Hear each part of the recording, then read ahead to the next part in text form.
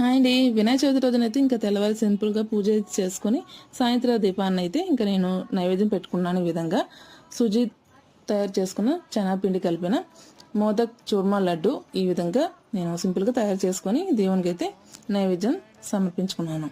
ఇంకా చాలా టేస్ట్గా కూడా ఉంటుందండి ఈ రెసిపీ అయితేను. ఇంకా ఫుల్ వీడియో కావాలంటే ఈ వీడియో కింద లింక్ ఇస్తాను, చూసేయండి ఫుల్గా. ఇంకా అలాగే ఇంకా మా ఇంటి గణేశుడు ఈ విధంగా ఉన్నాడండి. మరి మీకు నచ్చిందా? నచ్చితే కామెంట్ చేయండి. ఇంకా అలాగే పూజ అయితే ఈ విధంగా అయిపోయిందండి. తర్వాత వీధిలో ఉన్న ఈ వినాయక స్వామి దగ్గరికి అయితే వచ్చాము. ఇక్కడ కూడా పూజ అయితే అయిపోయింది, హారతి ఇచ్చేసారు. ఇంకా దర్శించుకున్నాం.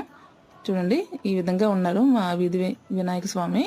ఇంకా అలాగే పూజ అనంతరం హారతి ఇచ్చిన తర్వాత ఇక్కడ చూడండి ప్రసాదాలు అయితే పంచుతున్నారు అందరికీను.